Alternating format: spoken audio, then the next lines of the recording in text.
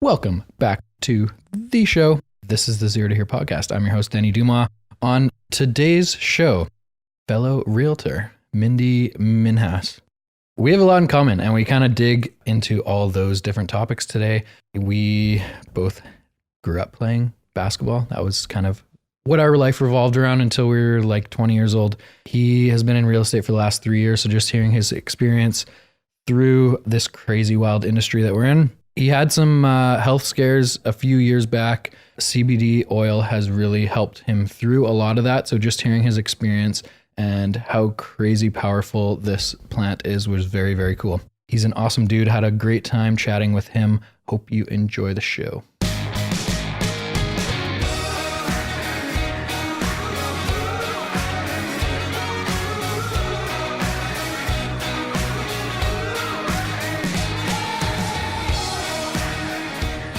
Minnie, thanks a lot for coming on the show, man. I obviously have heard a lot of good things about you from Abby, and I'm looking forward to it. I feel like we have a ton in common, even though I haven't never really connected with you. So I'm looking forward to where this kind of goes today. Yeah.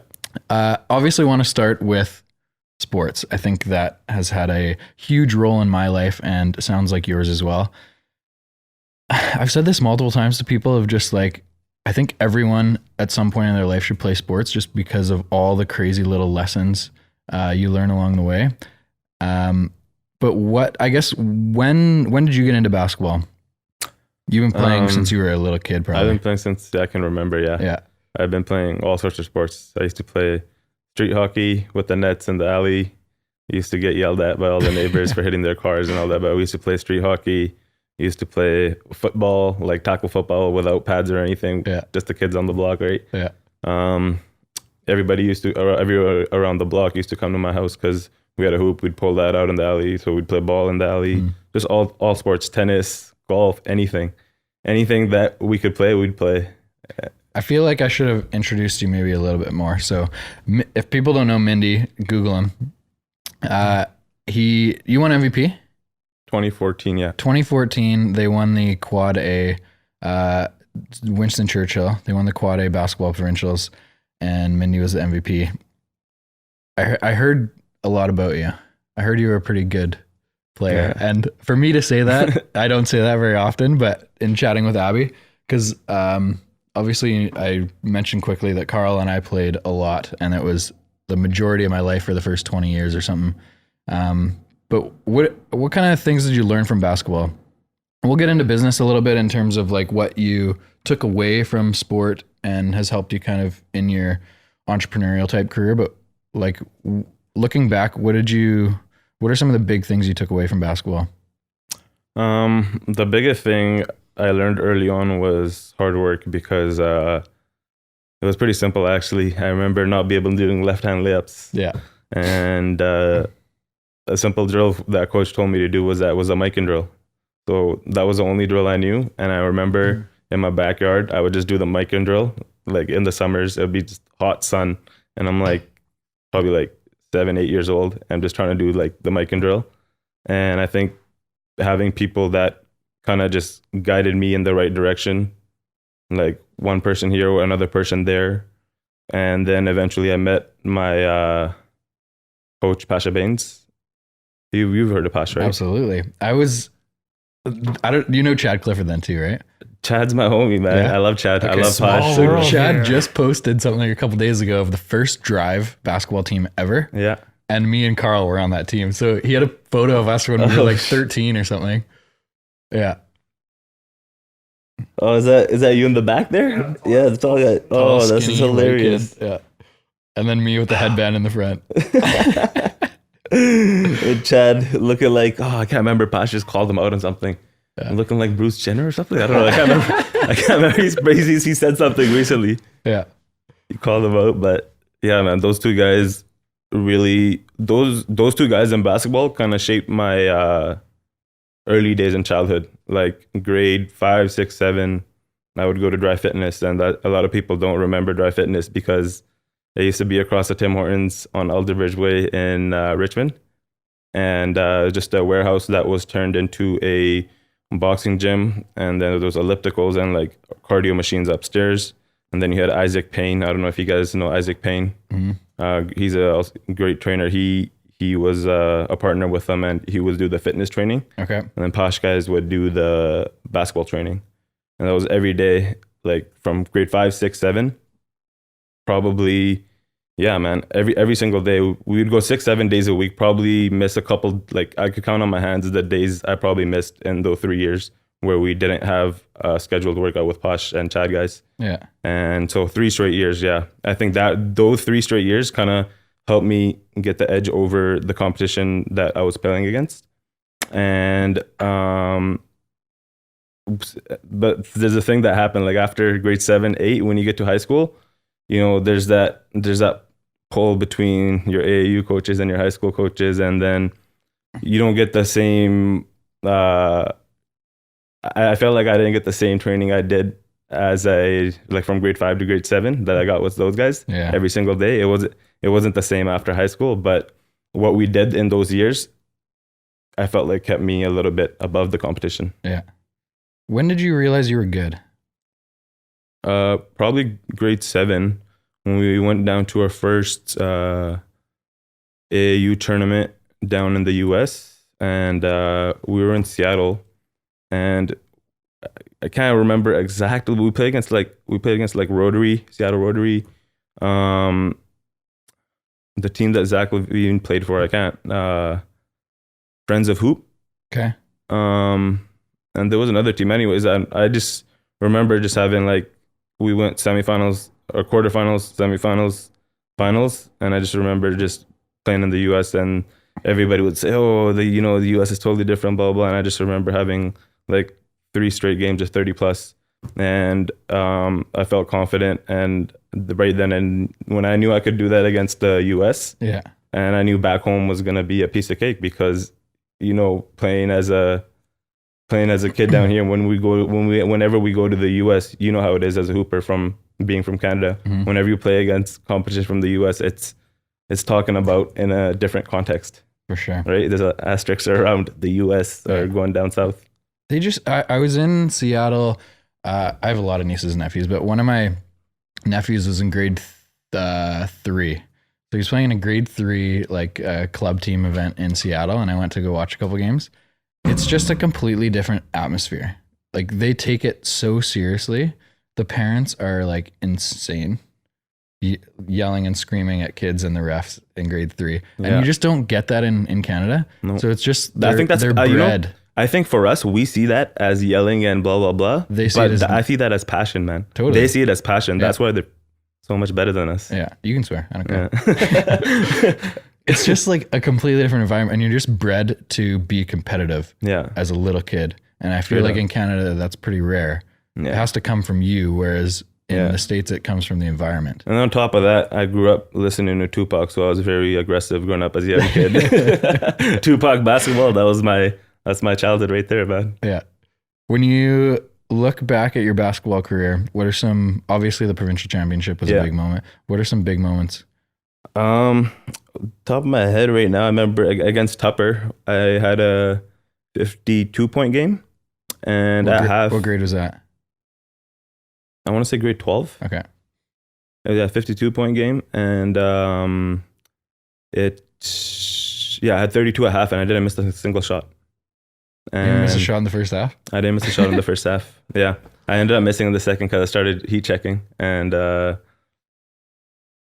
that one I had 52. And then against John Oliver in grade 11, on the way to the city finals, we played John Oliver at John Oliver, and I think I had 32, and I didn't miss a single shot that game either. And that was in the Vancouver Courier. Okay. Yeah, so that article was in the Courier where I didn't miss a single shot. But to tell you the truth, I actually if you only scored 32 and you didn't take a shot, you gotta shoot more. I didn't miss. Yeah, you gotta shoot more. No, I mean you gotta shoot more. I know. You only scored 32. I was just about to say I'm gonna tell you the truth. I actually did miss one shot that game, but for some reason it didn't come up. I don't know why I actually did miss a shot. You got to get more shots. Jeez. No, it was a blowout. It was a blowout. Okay. Yeah. So you only played the first half. Yeah. There you go. Another highlight against there's a tournament that Burnaby South does every like near winter break. Yeah. I remember this because it'd be after the final, we would go to our winter formal down. You know what the winter formal is, right? Yeah. So every year that would complicate things, but we played in that tournament for 3 years, and out of every year we went to the final, except for 1 year we didn't win. So out of 9 games, I believe it was, or it was 10 or 11 games. I can't remember. It was 9 games at minimum that we played over the course of 3 years in that tournament. I don't think I scored I didn't have a game under 40 points. Oh yeah, it was that, I don't know. So it was something about that gym and that tournament where I was just feeling it, and yeah, I was just feeling it. And I don't think, I didn't have a game where I did not score less than 40. You mentioned the term feeling it. Can you try to describe what it feels like when you're in the moment and you know? When you're in the moment and you know, it's the most amazing, like, feeling. Like, that's what you work so hard for, is to feel that feeling of where you know that there's nothing they can do to stop you. You just need the right opportunity, and the opportunity is going to come, and you just got to be ready to let it fly, man. And when the hoop's looking big, it doesn't matter. I used to shoot deep threes too. So once I cross half, I'm looking to pull up right away. And I started doing that to my game because Steph Curry had started doing that, and Manu Claire, who was a guy that I played AAU with and just a couple years older than me, he would shoot deep too. And that was becoming a thing. Shooting deep. Is that the guy with the beard? Manu? Yeah. He has a little beard, I think. Huh. It sounds familiar. I vaguely remember someone named Manrup who was like, he played drive too. He played for Team Canada. Shooter. He played with Andrew Wiggins in Huntington Prep. Like super good shooter, right? He was being compared to Steph Curry by scouts. Okay, I think I remember him too. Yeah, deadly shooter. That's why he made Team Canada, was just for his 3-point shooting. They had a 3-point competition in practice, and he won. I know he played for Team Canada.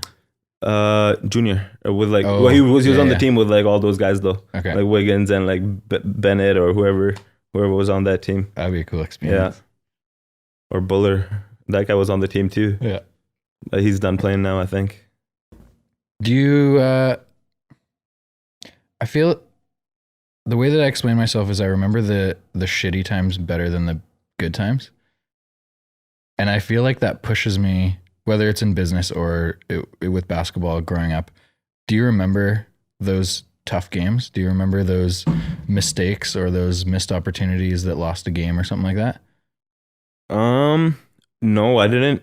When it came to basketball and it came to those tough times, I would, for me, after a tough game, or if I didn't play well, I would just forget about it and think about how the next game, it's not going to happen again. Basically, what am I gonna do next game to make sure it doesn't happen again, and then forget about it, because nothing I can do to control it now. If there's a mistake that's specific and that's something you can fix, then go back and look and fix it. But if it's something that you can't control, forget about it and move on. I can't do that. I still can't. It's, you know what? I'm talking like it's an easy thing to do, but obviously it's tough. It's tough for everybody, but it's a skill that, like everything, you gotta grow, right? And the better you get at it, I guess, the better it'll be for your life, man. I don't know. I look at it the other way though. I look at it as those painful mistakes or whatever happened. Yeah. For obviously painful mistakes. Yeah.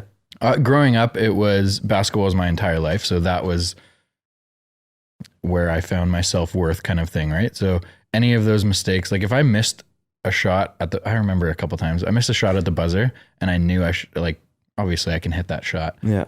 And I would be the kid that went home and I'd be outside taking that exact shot. I remember there was a step back 3 that I missed to lose the national championship, U17. And you remember like specifics, eh? Oh, I know exactly what happened. Yeah. I remember the words that were said in the timeout before, like so specific.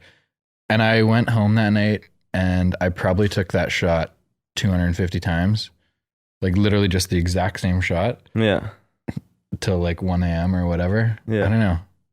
I just couldn't get over those little things like that. Yeah. So I use them as like motivation to push myself to get better, to not have that feeling of loss again. Yeah. I don't know. No, that's definitely a strong driver. The fear of loss, or the I don't know if it's the fear. And I think that's one of the things that sport taught me is how to lose. And I think that's really important moving forward in your career or relationships or whatever it may be. Yeah. Totally. Yeah. Because I think a lot of kids that grow up in Canada, especially because we're so privileged in Canada, that don't play sports, that don't learn to lose, that where you get third place trophies. Ninth place trophies. Participation. Man, I remember in grade 7, I ran a track meet and I got this is embarrassing to say, but I got a 9th place ribbon and it was like brown. And I'm like, what am I going to do with this? The 9th place ribbon? First of all, I don't know how I came 9th place, but I do remember getting that stupid ribbon. Were you a point guard? I played point guard and shooting guard, yeah. Nice. Depending on the team. Yeah. I preferred to play shooting guard. Shooting guard, yeah. But I would bring the ball up the court in high school most of the time. Provincial teams, I played more too. Provincial teams. Yeah. Is STM, yeah. Even though you're 23, so I'm 7 years older than you. Even though we're only 7 years apart, I feel like our upbringing in basketball is so different because provincial team doesn't mean anything anymore, right? Doesn't mean anything anymore. Yeah. Everyone plays on like drive teams or whatever. It's so weird because back when we used to play, like provincial team was everything. Everyone in the province tried out provincial team. Drive saw the first opportunity to take that marketplace. There was no other academy, like RBL and like Steve Nash. Yeah, they would cater to your local market. But like Drive brought in all the best players from around the province and they put them in one gym, and I think that kind of started now everybody's doing it, right? Look how many clubs there are now, and it's pretty profitable business. That was like CP for us. No, I would even say it no, because CP is like you have to make it, right? Whereas these, they just whatever. Whoever CP would have to make it. What Drive you got? Do they still have that? It's a business, man. They're gonna take your money regardless. Exactly. Any business will offer you anything, man. They're not gonna send you away.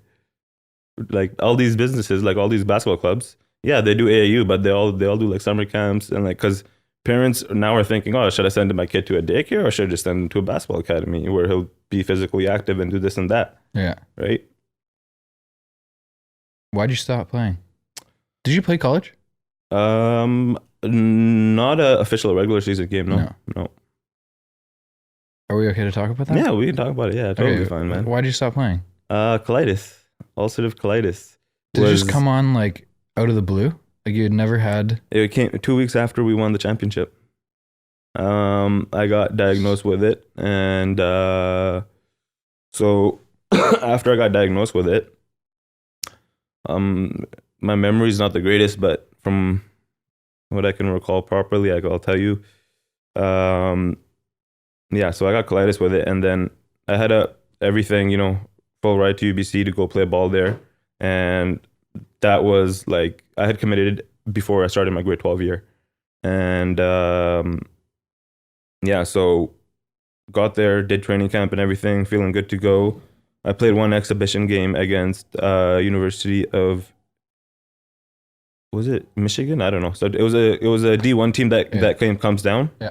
Don't remember their name, but we played an exhibition game against them, and then that next week during practice, I just remember getting like sharp pain in my back and my lungs, and like all this shit was going wrong with my body, but I don't know what was happening.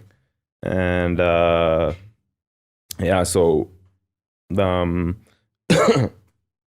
colitis would reoccur again, and so I really didn't get in full remission because what I realized at that point was my medication wasn't working for me, so I had to switch on to a new one, and so this new one wasn't working either. And so I'm like, okay, I'm just going to take a medical leave of absence this year from UBC, and I'll see how it is next year. So that year was a write-off, and I worked to get back, worked really hard. Everything was gone because I lost all my weight. My body was like very, very weak. I went from being about, my average weight, it fluctuates, but from 200 to 210, that's my normal weight, right? Anywhere from 200 to 210. Yeah. And I dropped down now to 170 and like 165. I was getting real. Jeez. It was like a slow death, man. It was bad. And so after that, got on different types of medications that would work for a certain period of time, but eventually they would stop working, right? So that was the issue I was facing. I couldn't find something that would keep me in remission. Would you have like any side effects from these things that you were taking? Oh, crazy, man. Like, you're mentally, Yeah. I wasn't stable. I was fighting with my mom every day. I remember throwing remote controllers at the TV, like had suicidal thoughts. And So you like, just weren't yourself at all. oh, eh? not at all, man. I was, because the thing is, eventually, what they do is, you know how I told you I went down to 165?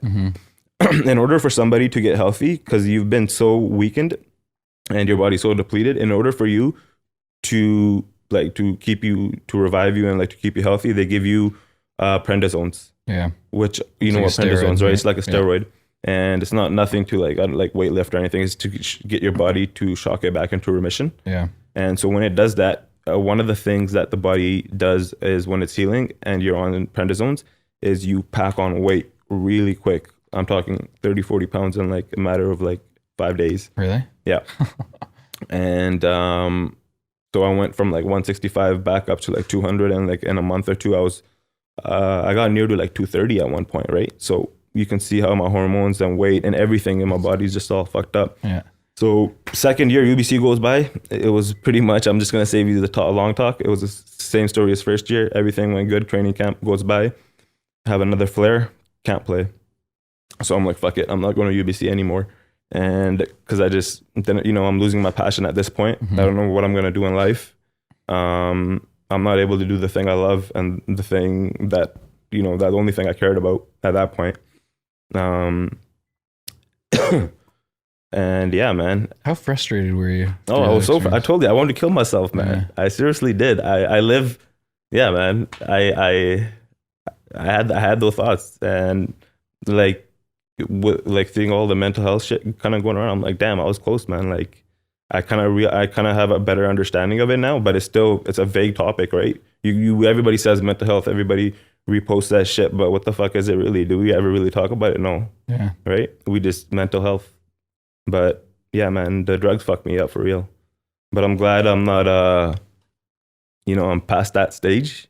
But looking back at it, that was one of my greatest teachers, because that taught me that basketball wasn't everything. Because when I was starting to lose basketball, and I thought my life was going to be over. That's what was happening.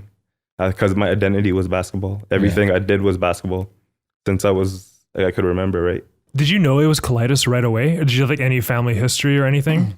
No, nobody in our family knew what it was. And like, my parents are super involved in my life. Like, my parents, I am who I am because of my parents. I got to say that, right? Since we are on the podcast. But yeah, they're really involved in my life. Like, to put it in context, I got a hot lunch every single day. My mom or dad would drop it off. Not a day went by where I didn't have a hot lunch.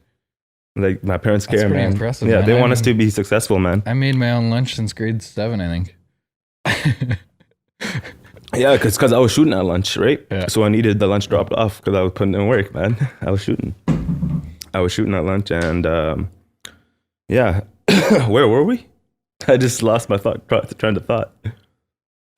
I want to pick your brain a little bit more about like what goes through your head as you're going through that. Because I've never been through something that serious, obviously health-wise. Yeah. With colitis, well, first I didn't know that colitis sounds super serious. So you've been diagnosed with ulcerative colitis. But there's what I've realized, because I've been diagnosed with 4 years, I've come to understand that with the right diet, well, this is for me, because for everything, everybody's gonna react differently. Like, for me, it was the right diet. It was not listening to what other people said and listening to my body, right? Basically. Yeah. Once I started doing those 3 simple things, it's just listening to my body and listening to myself. And I found the right medication, I was able to get in remission. Yeah. Colitis is a disease.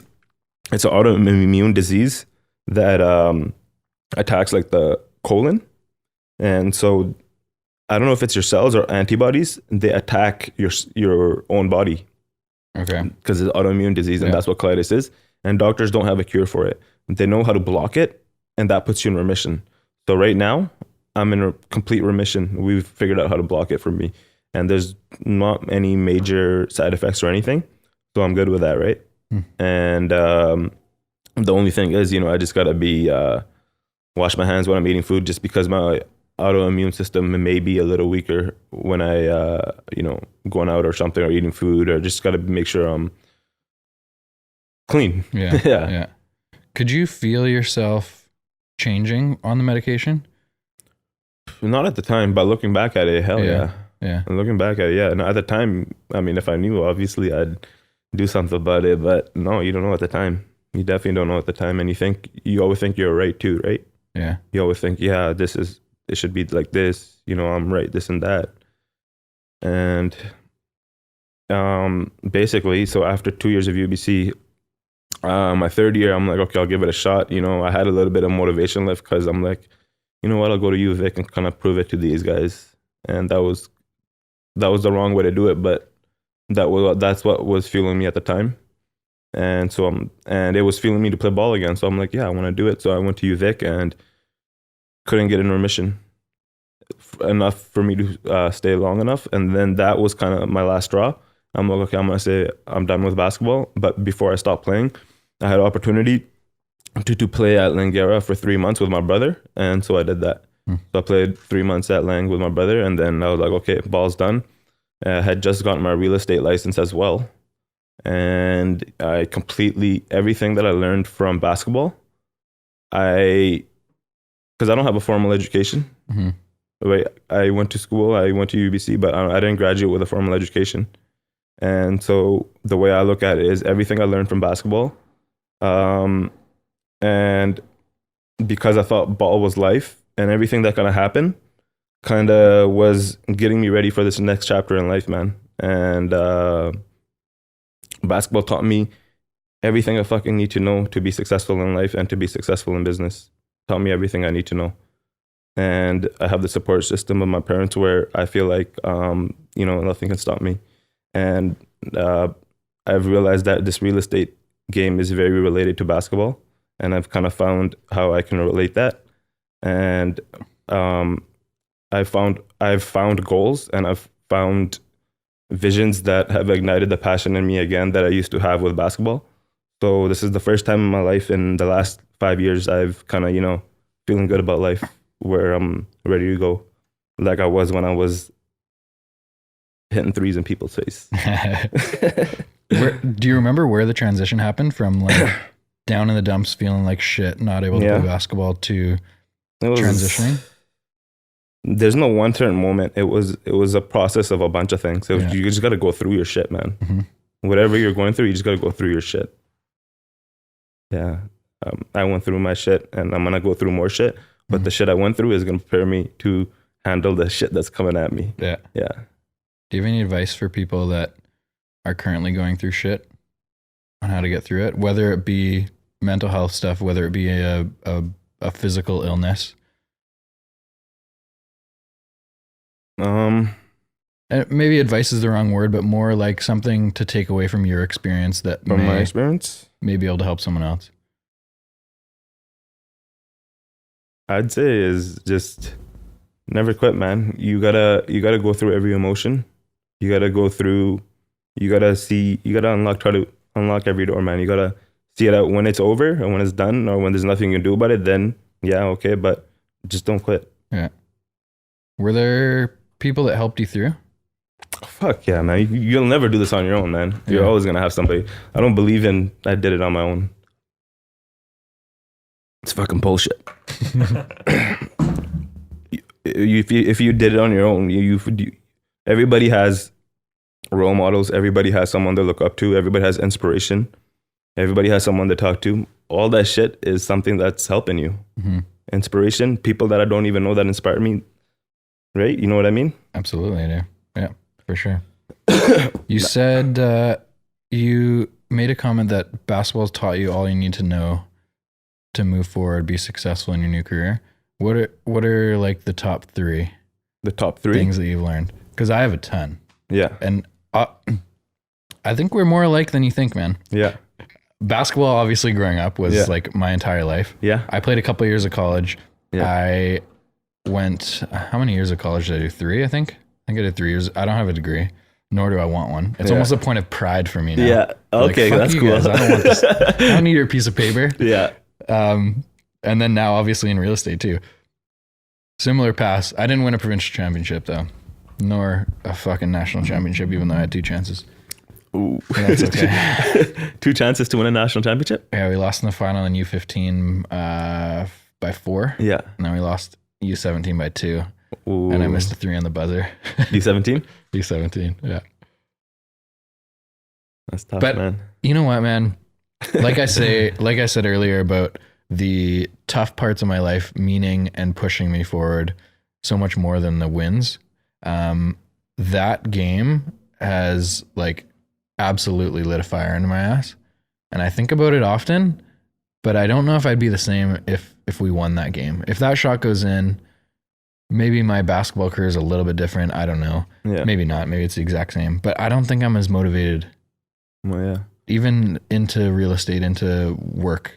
Looking back at it now, would you have rather hit that shot Absolutely and not. been a no? No, Fuck yeah. not even Because close. I would absolutely, like, people ask me all the time, would you, like, you know, what if you could go back and you didn't have colitis? Would you? I'm like, no, I'm so glad that I went through this, man. I'm so glad that everything happened the way it did. Makes you stronger. Yeah, exactly. Well, you guys wouldn't be yourselves if you didn't go through all that, right? Yeah. You'd be someone else. Facts. I think you have to go through, in order to achieve the level of success that I want, I think you have to have adversity. If everything's easy, you're gonna become too entitled. You're just gonna stop working hard. Yeah. I don't know. That's the way. That's I feel like anyway. I agree, man. Totally agree with that. Okay, what did basketball teach you? Well, the number one thing, like I said, remember we talked about hard work? Hard work, absolutely. Hard work, like seeing the results. So how you relate that to real estate is putting in the hours. Mm-hmm. Are you putting in the hours? What are you doing when you're putting in the hours, right? So when it was for basketball, I'd be shooting, because for me, the way I saw the game is if you can shoot the ball, it'll open up everything else. So that was the number one thing I focused on, was shooting. And so how you relate that to how I relate that with real estate is constantly being up to date with everything that happens, Mm-hmm. right? So everything that happens in my neighborhood or whatever I'm focusing on, I gotta know, right? You gotta know which house sold. Like right now, I'm like keeping tabs on like 40 houses in South Van, right? And so we have like 40 something active listings right now. And when you do that, like the universe works in your favor. People don't understand is when you put in the hard work and you do the right things, the universe will work in your favor, and you'll meet people, you'll meet referrals that come out of nowhere, Mm-hmm. and stuff will happen for you. Yeah. And so the hard work is always number one. And then number two,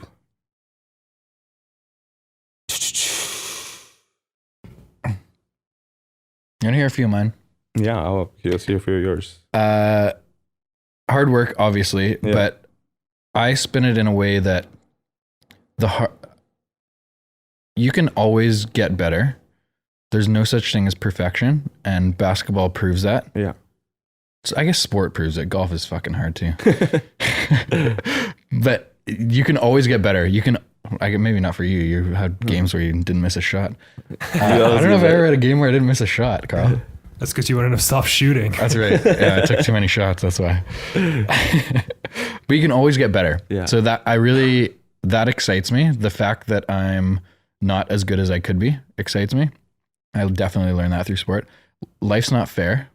I think a lot of people in Greater Vancouver who grew up in like middle class or upper class families who everything was very easy growing up don't know that, and they think they deserve things. I know that I don't deserve anything. I just need to work harder than other people to get things. Yeah.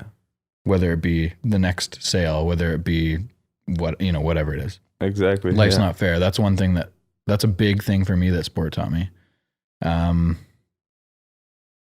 I think just the power of routines, and I guess it goes back to hard work, but Power of routines. scheduling huge, yourself, putting in time, understanding that yes, everything you do on a day-to-day basis isn't fun, but in order to achieve a goal setting, routines, whatever it may be, in order to achieve a goal, you have to put in X amount of time. You have to just keep doing things to continually improve to get to that goal.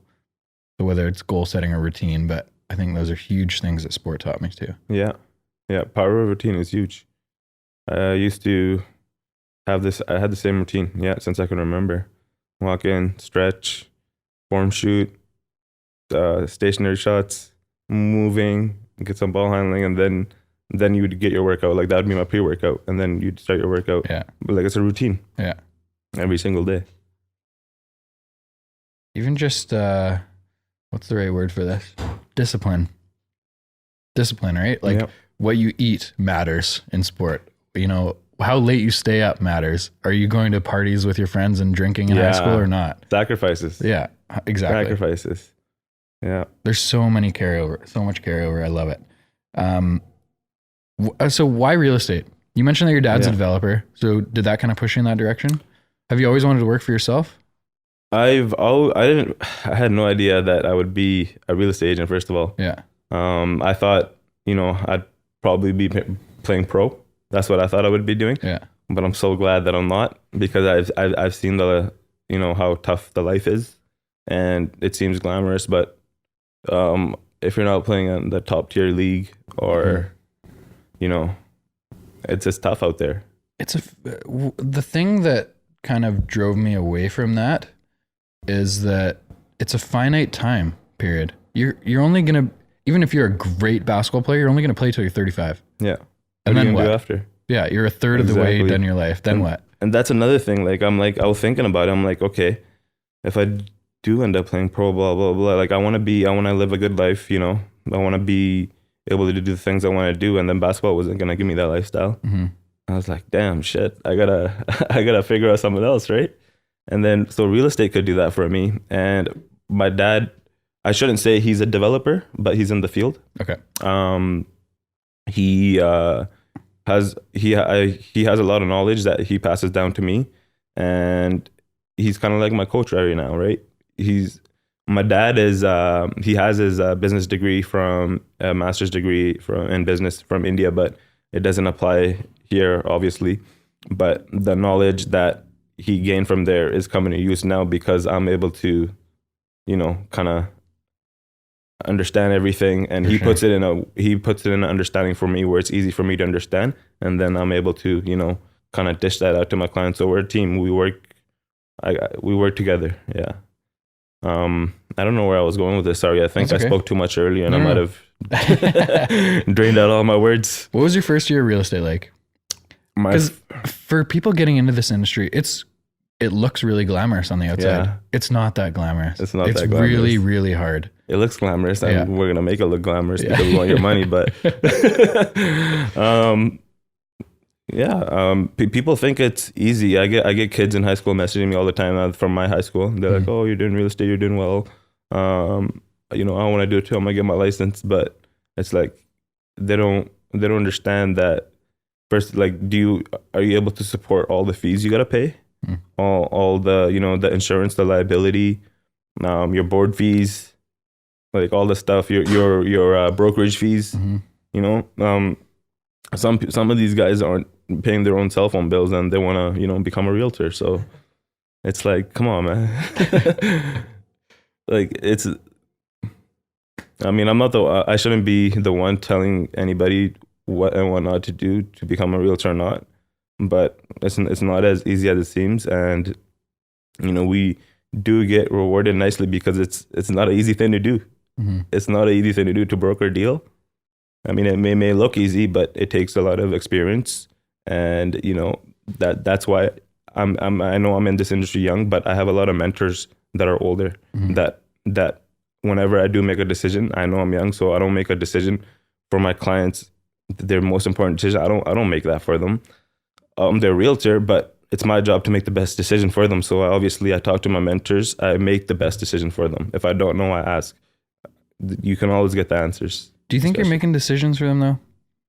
No, I'm giving them the right. I'm not making decisions for them. I'm just giving them the right. I'm presenting them the work, and then they're making the decision with the research. Yeah. Yeah. Okay. I just wanted to clarify. Yeah, and I'm not making decisions for anybody. No. One of the things we can talk about later, but one of the question more like about what frustrates you about our industry. And there's a lot of things on my list. And one is realtors understanding that it's not their job to make decisions for people. Their job is to provide them information, research, give them all the information, and let them make a decision. Yeah. Your job to service them, regardless what you think. Yeah. I've had people on the phone call me and just be like, I can't let my client do this. I'm like, why not? You're not giving them any information. You're not helping them. Yeah. All you're saying is no. Yeah. Give me a reason of no. Yeah. There's So frustrating, Carl. Yeah. What do you do? What are you supposed to do? Yeah. So you've been in the industry. Well, I'm going to ask you, what are you supposed to do when you run into a realtor like that? You educate them. You educate them. Yes. You educate them. It's the best not of your easy, ability, man. right? It's not easy. Because everyone thinks, not everyone. I should specify a little bit more. A lot of inexperienced realtors think all the other realtors are against them. And the experienced, knowledgeable, successful realtors understand that we're working together. So See, someone called me today. Oh no, I have an accepted offer right now on a condo in New West. The agent sends an offer in, whatever, it was a week ago or something. And I call him immediately and just be like, hey, thanks for the offer. It's really low. Like, can you give me some sort of background on why you're coming in at this number? Yeah. Because he sent an email, literally said, see attached offer. Yeah. No information. No information. Like, where is this number coming from? I need something to talk to the seller with, right? I want to work with you. I want to sell the property. And all he says is, the last unit sold for X. And I'm like, that one didn't have a balcony and we're facing the river. So we have a great view. And that one was facing a building. He's like, oh, I didn't know that. I'm like, did you look at the other 3 sales that show like we're priced literally below the last 2 sales that are similar units? He's like, no, I didn't see those. I'm like, okay, well, can you please send these to your client and tell them to rewrite the offer? Yeah. So it's just ridiculous that people don't do any research and expect to make a lot of money. Yeah. Anyway. They're going to get wiped out. I could rant a lot about that stuff. You know what? A lot of people ask me how I feel about a slower market, and I'm so excited about it. Yeah. We've already lost 1,000 realtors this year. Yeah. I was just about to mention it was over 15,000 realtors in Greater Vancouver. Now it's like 14,200 or 14,200. That's the number right now. The phonies are getting exposed. Yeah. The people that just had a couple cousins buy a place a couple of years ago. It's probably keep going down, eh? I think so. Yeah, I don't think 2019 is going to get any busier. I think it's going to be slow and steady for the rest of the year. Mm-hmm. So I know a handful of people that haven't done a deal yet this year and that can't really survive too long without selling anything in a full commission role. First year. I like talking about first year just because it's a big learning experience. Yeah. It's a bit of a at least mine was, a bit of a wake-up call in terms of this is a lot harder than it seems on the surface. Yeah. But like as a new agent from your first year, if someone else is thinking about getting into real estate or is in their first year, where do you go to find new clients? What routines are you setting up to build network and meet new people and find that next deal? Well, if you're a first agent, the first thing you got to do is you got to tap your warm network. Everybody you know, you kind of got to, let them know, hey, how you doing? I wanted to let you know I became a realtor. If you ever come across anybody that's making a real estate transaction, or if you're thinking about it, I hope you think of me. Mm-hmm. And then you just hope that, when the time comes that they do, because you don't want to force anybody to, you want to let them know, and you want to stay at the top of people's mind.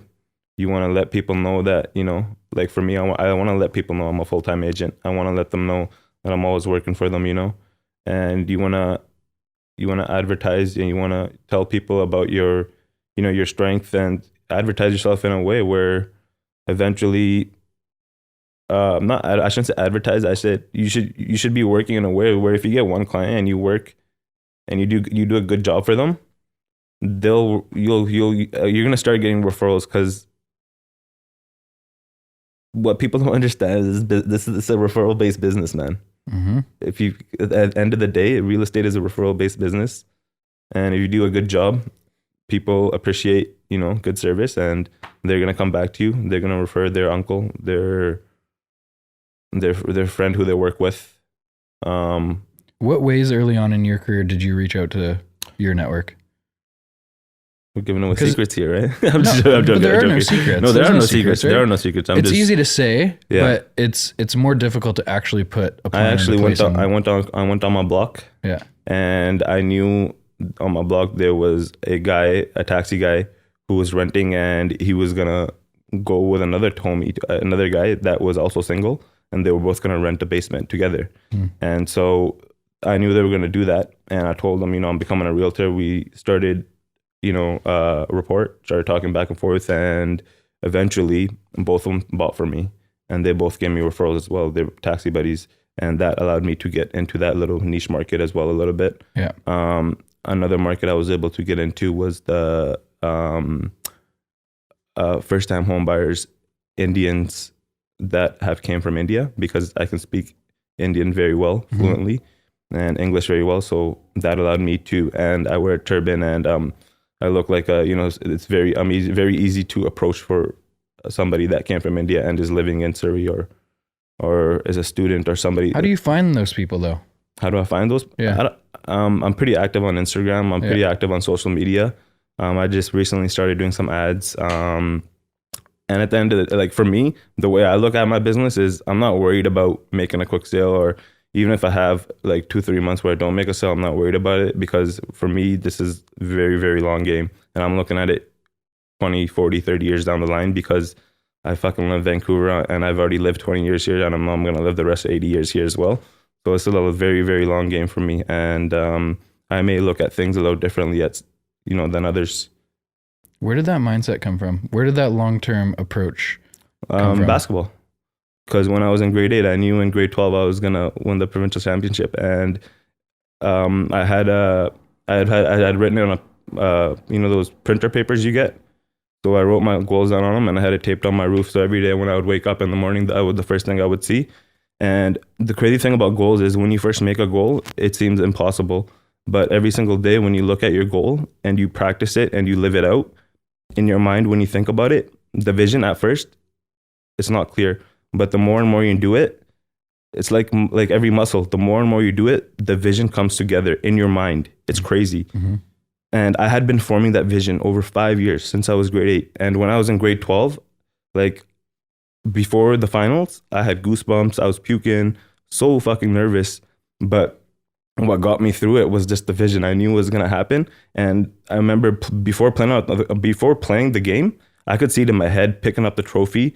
I could visualize how the game was going to be, because I had seen where the stadium was going to be. I had seen where the fans were going to be. Everything it's already gone through my head, right? So I've already seen the shots I'm going to be, the looks I'm going to be getting. I've already thought about what I'm going to talk to my younger brother and my younger teammates, because they're all younger than me. I got them hyped before the game, shared one of my favorite Muhammad Ali quotes with them and told them, whatever happens, we made it. All that kind of stuff is all visualized, right? So if you don't plan it, if you don't plan your life, it's going to happen to you. And so that was probably one of the bigger things I learned from basketball as well, is visualization, thinking about it, goal setting, and all that stuff we just went through. Yeah. What are your big goals with real estate? Those I don't like sharing. I don't like sharing those. Why not? It's just I mean, Is there anything written on the ceiling of your room right now? Yeah. And there's you shouldn't be, and the reason I don't want to share my goal is because nobody should compare themselves to anybody else. You're your own competition. And I'm not competing with anybody else. I don't want anybody to compete with me. And yeah, so I'm my own competition. This is, I'm out here to do what I'm going to do, and I'm not looking to compete with anybody. So yeah, that's why I don't want to share my goal. Give me one of them. I'll give you one of my goals? Yeah. One of my goals was to own a condo before 23, and we just took pictures of it today. Sick. Yeah. Did you move in yet? I'm going to rent it out. You're going to rent it out? Yeah. Good for you. Yeah. Carl, what age did you buy your first condo? Well, 27. Nice. Nobody's comparing anyone to anyone. Just wanted to make that very clear. What frustrates you about our industry? About our industry? There's got to be things. What frustrates about our industry is the developing process with the city. The permit process, application process. Why does it take a year to 2 years to get something done where we can get it done within hours online off a cloud-based system? Yeah. Which Abu Khan, my friend who ran for city council last year, unfortunately didn't win, but I think he'll be back hopefully. And not in the city councilor role, but I think we'll see him around. And he actually proposed that and brought that to my attention. So that's why I wanted to shout him out. But that's something that could be changed, and the city doesn't want to because they're greedy for our money. We had a podcast maybe a month and a half ago with Todd Talbot. You know him? No. You know the show Love It or List It? Yeah, I've heard about it, but I've never actually seen it. I probably should watch it. He's the realtor character on there. And we were talking about affordability in Vancouver and how do we change that. And then obviously there's a few different things that we agreed upon that the city needs to take those steps to get there. But one of them is the permit process. Why does it take so long? Why does it take 2 years to get a permit? Yeah. It's ridiculous. And they say they want to help us, and they want to say they want to do this and that. But it's all based on money, man. Oh, yeah. They don't give a shit. It's media based, man. Even the little hype we had that little jolt we had last month was all media based. It was all media based confidence injected into the market, and now it's going to cool back down again. And they control that shit. I feel. That's my opinion. Why does the public believe that stuff? Because the public is uneducated. Majority of people are uneducated. That's just how it is. And that's just how it's been. And that's just how it will be. Unless, 80% of the population decides to wake the fuck up. But I don't know. What are the ways we educate them? What are the ways we educate them is... And I don't mean me and you. I mean, like, I don't know, man. If we're talking real estate specifically, let's talk about like our industry. How does our industry how are honest messages getting out? What do you mean honest messages getting out? Like, well, like a lot of the stuff that you see in the media is just headline. It's like a very specific stat that they just blow out of proportion to say, sales are down 99% this year. And it's just like a garbage number that they're throwing out. I share all that shit. But that's just to get some, hopefully there's somebody out there that is attracted to that. And, that's for first years, that's it right there, man. Know everything, share everything, be at the top of people's mind. I guess, how do you filter through the exaggerated stats versus the realistic? Yeah. Or what is the conversation like with a client that says, "Hey, I read this article in the Vancouver Sun that said sales are down 40% and they keep falling. Should I wait 2 years to buy?" I'll give them my opinion and then be like, you got to make the, at the end of the day, I'll give them my opinion but they're going to make the best decision that's for them. Mm-hmm. It's even right now, if someone were to buy it, I don't think they're going to lose too much. They might lose a little bit, but I think it's a good time to buy now. I think it'll be even better time to buy in the winter. I use the example of like a stock market. Like a real estate market is a market. It moves up and down. It's like a stock. Yeah. The stock's down 15%. Potentially a good time to buy, right? Yeah. Is it going to go down another 2% before it goes up 10%? I don't know. I can't give you that. I wish I could see the future. Yeah. Then I'd be a millionaire and I wouldn't have to sell homes anymore. But I think you need to look at it more. A lot of people treat real estate very emotional. Yeah. And if you're looking at it very rational from an investment point of view, it's not as difficult to make those decisions. Yeah. That's why you need a realtor. Housing market's come down 20%. That's a big, big drop. That's why you need a realtor, because the realtor can see the difference between the emotional and the factual, where the client can't. Mm-hmm. If the client may think they know, but if there's a little emotional valve, emotion's so powerful, it'll make you think something else, man. Yeah. It'll make you think something else for real. Yeah. Emotion will do that. And that's why you do need a realtor who can be there to guide you and help you, just so you're making one of the biggest transactions of your life that's going to potentially help shape your future. So why would you not get the help? Where does this motivation come from for you? Have you always been a super motivated? Obviously, I've always been super motivated. If you look at my Instagram, it's all motivation. Because I've always grown up as a kid, like I said, listening to Tupac, motivation. Michael Jordan, motivation. Kobe Bryant, motivation. These are some of the people I looked up to. Cristiano Ronaldo from Manchester United became he became the greatest athlete of all time. That's motivation.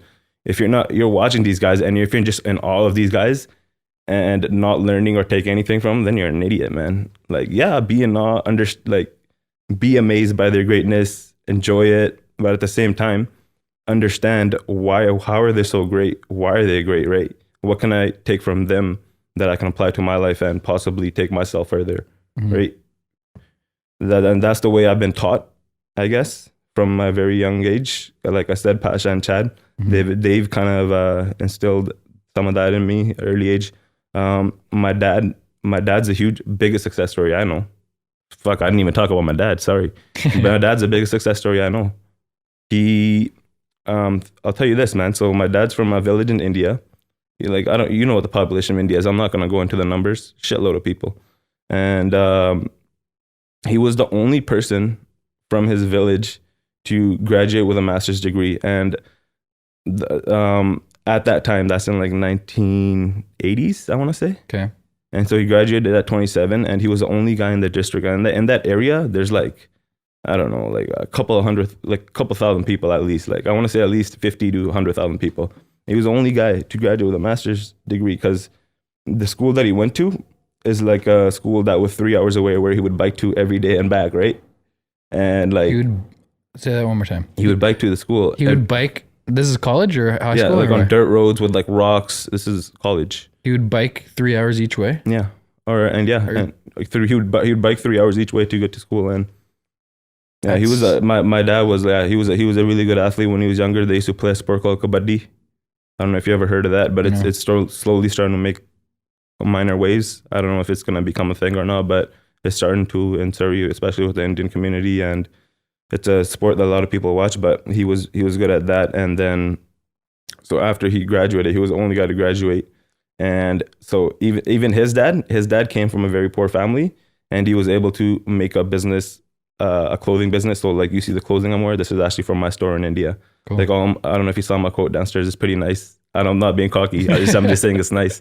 And that's also from my store in India. So my grandpa actually started a clothing business, and he was able to kind of get our family out of the gutter at the very early age, from when my grandpa started. Mm-hmm. And so he got us out of the gutter, and then he helped my dad put him through school, got him an education, and sent him to Canada. Came to Canada with $20 in his pocket with my mom, started working in the farms for $1 a day.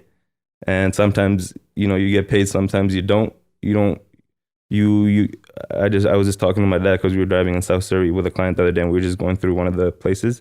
He's like, yeah, man, we were looking at the workers driving by. And my dad was like, yo, that used to be us, man. He's like, for 30 days, I didn't see clean clothes. I'm like, fuck. I was like, shit, man, I'm lucky that you worked hard, bro. And yeah, man, just crazy shit like that. So he's a crazy success story because he came from there. And then he came to Vancouver and started as a plumber. Started as picking berries. From berries, slowly started picking berries. And what people don't know is the people that employ these people from India, they want to keep you. They want to take your passport. They don't want to let you out. It's crazy. So my dad knew that. He figured that out slowly, that because they want to keep you there and underpay you and get you to do work. This is why they do that. And it happens today. It's still going on. And why isn't it stopped? I don't know. But it happens and still happening. But so my dad knew that. And so they saved enough where they could get away. And like 1 or 2 a.m. at night, my dad and my mom hopped on the bike, fucking got their shit and fled, right? And so they fled. They moved to the city. They started their life out here. Dad started working as a plumber, blah, blah, blah, worked his way up, started driving cab, invested in real estate, bought his house, first one in 2000, where we currently live.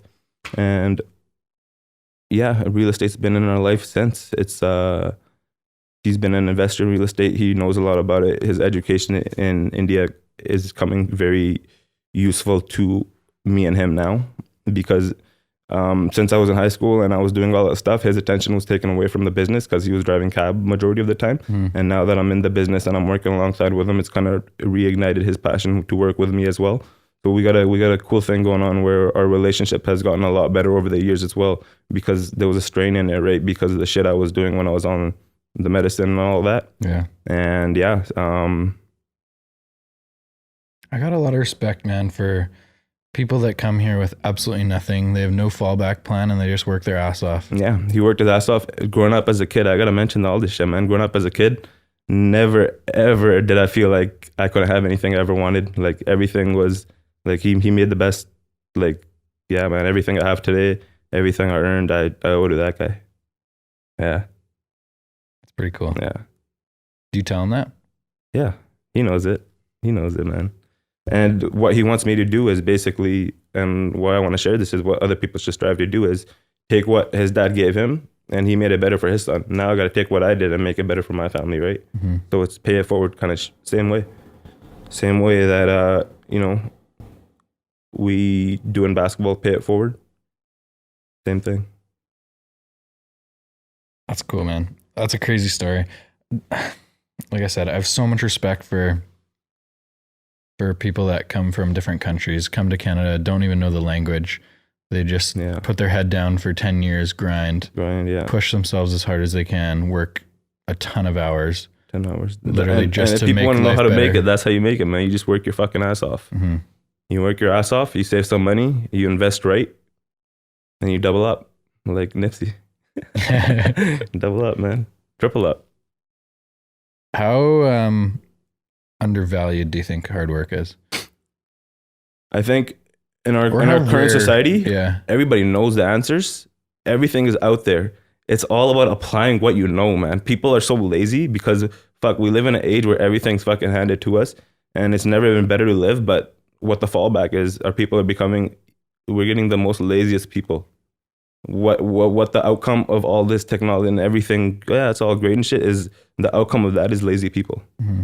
And so you just got to apply what you know, man. It's not that fucking hard. Like I said, we got no fucking college degree. And like, I don't want to be cocky or anything, but there's a lot of people that went to college and, they got their university degree and they don't know what university doesn't teach you to be ready for life or to be ready to, make a living and be a part of society. They don't get you ready for that shit. They teach you how to read a book and fucking write an exam. People don't understand that university is a business, and it's a really crazy business, successful business. Crazy business. Right? They somehow manipulate people into thinking that you giving them $40,000 a year is going to make your life better. And you know what? People need to listen to people like Gary Vee because he said, you know what he said? He says like this shit, you know how we're getting into the entrepreneur age and shit? Mm-hmm. I feel like when people do realize the scam of schools, watch the prices fall back down, and then when we look back at history, we'll be like, yeah, these fucking idiots were paying $50, $100K to go to school. What a fucking retards, right? That's the way I'm looking at it. I'm looking at it like, yo, are you serious? Like this is what you're investing. You're gonna invest to do this. Like school is a fucking huge investment, man. But like, what is it? I feel like our parents and stuff just fully believe in university 100%. Because it was affordable when they did it. Mm. You think it was affordable when they did it. So it's just less of a business. Yeah, it was now it's 100% of a business. Like, I think there just wasn't other options, right? Like, in order to get a job, you needed to have a degree in the 80s, right? Mm. But now there's a thing called the internet, right? That you don't need. No one cares about this piece of paper anymore. Right? Straight up. When we now have 4 other realtors, we have myself, my partner, and then 4 other realtors. And when we were looking to bring on more people, having a degree is a deterrent for me. I think it's different. Like, I think you're just. I've heard that too. Because you're overqualified. Maybe you're looking for something else down the line, right? So people won't hire you for that. But people use it as a crutch, right? You'll meet with someone over coffee and they'll be like, "Oh yeah, I got my degree in this." I'm like, "Have you sold anything?" Yeah. Right, I see. And they're like, "No, but I have this piece of paper that says I'm qualified." I'm like, "I mean shit. Doesn't mean anything." Yeah. Gary Vee always talks about emotional intelligence, right? Yeah. Emotional intelligence. I just call it street smarts, but it's the same thing. How being adaptable, understanding that everyone is different, and I want to be careful how I say this because I think in all cases, I like being honest and like truthful with people. But information needs to be presented differently to different people. Some people are very analytical. They want to see a bunch of stats. They want to see 2 years worth of sales in a neighborhood. They want to see price per square foot. That's fine. Here it is. Other people just want your opinion, right? Yeah. And so you need to be able to read someone, understand what they are looking for them to make a decision, and provide them with that. And that's not taught in any book. So when you do choose a brokerage and they're telling you they're going to teach you this shit, they're not going to teach you that. What Denny just said is exactly what you need to know. Is emotional intelligence, be able to listen to yourself and make decisions. No brokerage is going to do anything for you. Because that's the question you probably come across it all the time. All the time. Should I pick this brokerage or that brokerage? Because they said they're going to do this, they said they're going to do that. No, it's your own business, man. Like what you just said is exactly what people should know. You can't, like, even listening presentations, and this is something I really try to get my team to understand, is sure, you can have an outline of a listening presentation, all the things that you want to go through, but you have to, in the first few minutes, understand what the person is looking for. Some people want to know an exact detailed plan of what you're going to do marketing wise to get their house the most exposure. Other people just want to like chat with you, and they want to get to know you, and they want to see if you can build a relationship with each other, if you have anything in common with them. Other people literally just say, what's my house worth? I like you guys. I follow you on social media. I don't need to know all that stuff. I already know. Yeah. Just tell me what the number is. They're like, all right, let's move on. We don't need to, I don't need you to waste an hour of my time. Yeah. So, but I think that's rare. I think going into a situation and reading people and understanding what they are looking for is really underestimated. Yeah. Especially in a sales role. That's what the business comes down to, though. At the end of the day, when you're making a deal, what do you use? What you just mentioned. That's what you're doing. You're not using some book. You're not looking at these numbers. That's what you're doing. So that's why none of the other shit, at the end of the day, like, how can you connect with humans? But that's what it comes down to. Being able to talk to people is very important. Very important. Do you have any self-employed friends? Do you have any self-employed friends? Yeah. As I'm getting farther and farther into my career, I'm finding a lot of value in like meeting other people that are like me. Yeah. That like want to keep growing, keep becoming more successful. Yeah. Like a lot of my high school friends, not that there's anything wrong with it. It's just that they're 9-to-5ers. They have like corporate jobs. Okay. And I just don't have a ton in common with them, but I find a lot of value in just meeting with other people that think the same, networks. Right? You never know what's great. Yeah, for sure, man. I'll think of something. Send you like, I don't know, somebody to, like, are you hoping for like a referral like Abby sent or something? Oh, it was more just like just curious about you. Yeah, I mean, one of my friends, all my friends want to become like self-employed kind of right now, but it's fancy right now. It's fancy right now, and they're kind of seeing me do it, and they're like, "Oh, it's easy. We're gonna do it too." A couple of my friends actually did get it, and now they're seeing how hard it is. So I've seen some people lose their license as well, and it's, yeah, man.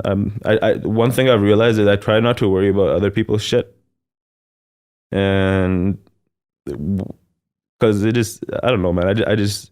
Yeah, I'm not a mean guy or anything. I just try not to worry about other people's shit. I just want to be like worried about me, because one thing I'm realizing is, as I'm getting older, one thing I definitely realized is how fast time flies by. High school years used to be long as fuck. Yeah. Summers used to be long as fuck. Now it's like, God damn, half of the year's already gone. And so that's one thing I've realized. So that's why, yeah, you know, all my friends are still my friends. But do I see them often? No. Will they be my friends in 10, 15 years? From my end, yeah. Yeah. But like I might not be very present. That's because, you know, I'm working on my goals in my life and the things I want to achieve, because time's fucking flying by. And when you like what you do, man, it's so crazy crazy. First of all, how much happier you are, but second of all, just like how much quicker the time goes. Yeah. I was the same for me. Every semester in college felt like 7 years. Fuck. It was just like every day I'd wake up and I'd be like, I have to fucking do this again. Yeah. To go to sit in this ridiculous class that, they're talking about, I took this anthropology class and you're like, seriously. And there was clucks in the class. Like, they were saying like tribes names, and it was like, pardon me. How am I supposed to write that down? Yeah. Exclamation mark. Yeah. How do you? I still don't know. So you just didn't do it. You're like, fuck this. I don't think I got a basic degree in that one. Yeah. Okay, can we talk? Let's chat a bit about Abby. Yeah. I know. How did you guys meet? And Abby, I met through the YMCA. Okay. Yeah. So I've been going there basketball? No, just seeing each other. I've been going there for 20 years. He's been going there for 20 plus years. So I've been going to the same gym since I was 3 years old, actually. At the Langara YMCA, and Abby's been going there, so we've been seeing each other. And how we kind of developed our relationship was over CBD. Is he who introduced you to it? I introduced him to it. You introduced him to it? Yeah. Wow. I thought he said the other way around. We gotta call Abby back. Yeah, here. we gotta call it. We should call him right now. Get him on. We gotta get him on Tyler and Ab. What the fuck do you say these guys, man? Yeah. So basically, when I got really sick, one of the things that helped me get back into remission was using CBD. Maybe chat about like what CBD's done for you, because it seems like everyone has a little bit of a different experience with it. Some people it helps with their like joint pain. Other people it's like internal. Yeah, because it goes into your body. Like mental clarity. Everybody's different because it goes into your body and it works as a detox. So it's going to look for the problem. When it finds a problem, it'll attack it. And when it does attack it, it's going to get that shit out of your system. So it's coming out one way. Doesn't that sound like too good to be true? Like to just say it like that, right? It's going to find the problem in your body and it's going to fix it. That's a simple way of putting it. I don't know the scientific way. Yeah. But essentially, it goes into your bloodstream and it works as an anti-inflammatory, and colitis is a very anti-inflammatory disease. All diseases start from inflammation. In order to get rid of disease, get rid of inflammation. How do you get rid of inflammation? CBD is one of the world's strongest anti-inflammatories. So CBD fights that, and it gives you a calming sensation. It doesn't give you a high. It gives you a calming sensation, almost like a cooling, and it starts from the deep inner core as an anti-inflammatory. It goes outwards. So it goes into the door, finds the root problem, and it works to relieve that. And so CBD is just being, now research has been started, I guess, because they're actually able to do work on it and stuff. Exactly. Yeah. Fuck. Yeah. So, I mean, in the US, you can sell it, but in Canada, CBD is still considered a class 1 drug because that goes into a huge other topic of big pharma, which I can talk on for days, and food, but we won't go. That's a whole other conversation. Did the CBD help you get off those pills that you were talking about earlier? I wouldn't say it got me help. If I say it got me help, it got me off the pills, then fucking everybody's gonna be calling me out on it. But it definitely aided me into getting into remission. I would say it was a huge part. I took it every day, still do. And CBD, I got my parents take it. You don't need to worry. People they're worried about the stigma of it being related to THC and marijuana, which it is not. CBD is gonna impact big pharma very, very roughly. So depending on the war with these two big sides, I don't know what that's gonna play out like, because I have no idea what big pharma is capable of anything, right?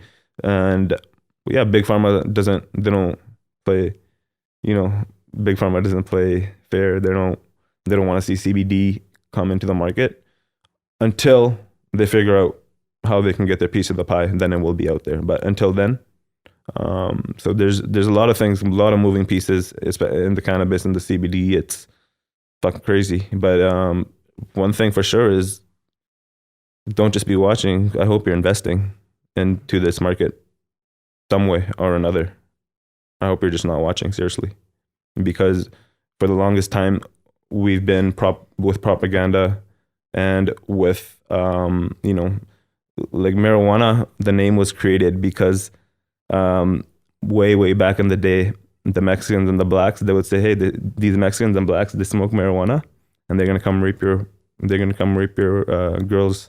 come rape your wives. And that's how marijuana was made, and that's how the stigma was started. And over time, it gets changed and blah blah blah. But that's how the stigma was there. And we're in a new time and age. I know people are not going to be looking at, especially the new generation. They don't look at cannabis and marijuana as a drug. They're starting to realize its potential. And I think the sooner the people realize its potential, the sooner people can start healing themselves. The people will start understanding that, this is a plant, and then you got your pharmaceuticals over here. Take a step back and take a look at the big picture. It's so simple when you look at it like that, right? It is. But then again, people, because going through it myself with the doctors and then the naturopaths, it's a fucking toxic environment, man. And I'm just glad I'm not in that space anymore, and that, it's a toxic environment because these two sides are constantly fighting, and you don't realize it until you go through it or you see it through somebody that that went through it. Otherwise, it's kind of behind the scenes. But pretty crazy. How quickly did you start noticing effects from it? From using CBD? From using CBD? So when I started using CBD was the first days I started going vegan as well and started juicing and smoothies as well.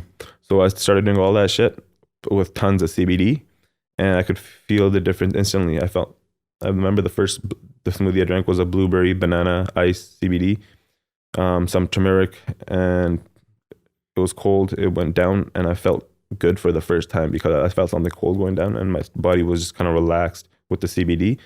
And yeah, it was total game changer for me, man, for real. And I'm gonna keep on taking it. And CBD is just a start. There's like 80 to 90 compounds of CBD that we haven't even discovered yet. I think to date there's only like 3 to 4 that they know. I was saying there's about 100 different compounds that come out of the plant. Yeah. And really only 2 are well known, THC and CBD. Exactly. So I've heard some crazy shit like your brain capacity working 10 times faster. Like this is all natural stuff too, right? Stuff that will suppress your food or your diet or whatever, or your hunger. THCV does that. THCV is called the Ferrari of cannabinoids, and it's very good for athletes because it's really high and like it's really good for anti-inflammatory properties. There's a lot of compounds that are gonna come, and it's gonna be $1 billion industry. The CBD market. Easy $1 billion industry. Easy. Just the CBD market. Yeah. And then you got your crypto market over here. You got if you're someone that's like 35 or younger, like you got some good times coming for you, man. It's right now we're at the lower end of the economy. When this shit finally starts forming, there's gonna be a lot of wealthy people walking around these streets. It's exciting, man. I think a lot of people are almost afraid of how quickly technology is changing. Yeah. But for me, it's exciting.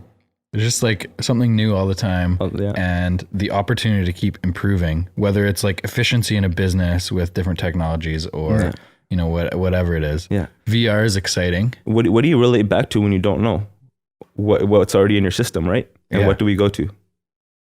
I want you to answer this. Okay, say that one more time. So when we don't know what to do, we revert back to what we've been programmed to know. And right. What are we programmed from a very young age to know? Google. Basketball. Oh. Basketball. I was hoping you'd say basketball. All my answers are on Google. I was just making that connection again right there. That's correct. Yeah. That makes sense to me. Yeah, so you were... Just where I learned everything from, for sure. For sure. Yeah. The competitive nature, even solve problems. Solve problems. Totally. You're in a tough situation. Fuck, what should I do? Even just self-confidence. Yeah. Came from basketball for me. Yeah. And I'm sure it helped you too. Carl? Super. Basketball and fucking tall, skinny white kid. What's up? That's awesome, man. We should wrap up. Yeah, wrap it up, man. Thanks very much for coming on, man. Oh, appreciate it, man. Great to meet. Thank I you. hope we get to do a deal together soon. That'd be sick. That'd be fun. Yeah. We're going to treat each other with Brentwood, respect. Right? Oh, 100%. We deal with each other. Wherever, man. Brentwood, West or South Vancouver. Yeah. New West. Your main. What's your main area? Like Poco? New West is, I'd say, about half our business, and then it kind of goes everywhere else. Okay. Last year was cool. We sold in 11 different cities. Wow. Pretty cool. Everywhere from North Van to like Langley, Pitt Meadows, basically. I know you guys. Takes you everywhere. Are you guys looking to expand? I know you guys have a team. Are you guys going to keep on expanding, or what's the plan? We have some phenomenal people now. Yeah. And I'm super pumped about. In the last 12 months, we've gone from. We've just made a couple we have a couple of people that joined us that have elevated our game. And so I'm really excited about that. But in terms of growth, we want to keep growing, but I think we're at a point right now where we have a couple of years before that's going to happen. Yeah. Yeah. We've got some people that have a ton of potential that is not tapped yet. Are you guys working with licensed? I guess they're licensed because they're on your team, right? Yeah. So we have 6 realtors now. Okay. And 3 assistants. And 3 assistants. Okay. That's a pretty big team. We're getting there. Yeah. That's a pretty big team. We've got some big ambitions. I'm not afraid to share my goals.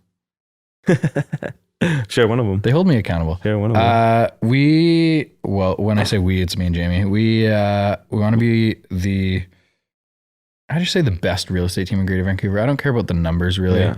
I don't care about beating people. Yeah. We have this goal of doing like, I'd say goal in terms of like comfort level of where we want to be. We don't want to have a team with 40 agents. We want to have a team probably with 10 to 12. Nice. People that you does like like to work with. $250 to $300 million of sales a year.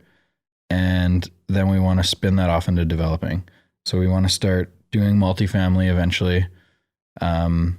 That basically just provides opportunity for the people on our team to sell the units that we're building. Sweet. That's pretty cool. I love real estate. Everything about it, man. Yeah. The connections you make, the sweet people we get to deal with. Yeah. Sales is like so much fun, and it's like a weird high that you get from selling something. That's what we're chasing, man. I'm chasing that feeling again every single time. It's, oh man, it never goes away. Seriously. Yeah. That feeling of hitting In a 5 three years, and just walking I'm backwards. like just over 5 years in. I haven't done the exact numbers, but I've probably done about 500 deals, Wow. and it doesn't go away. Yeah. It still feels good. That's, Maybe at 2,000 deals, it'll feel different. I don't Yeah. know. When I'm fucking 40 and washed up. yeah. Yeah, it never goes away. It's so fun. Yeah. Anyway, let's get out of here. Great to meet you. Yeah, man. I'm sure we'll connect Likewise. again soon. Yeah. Yeah. Later.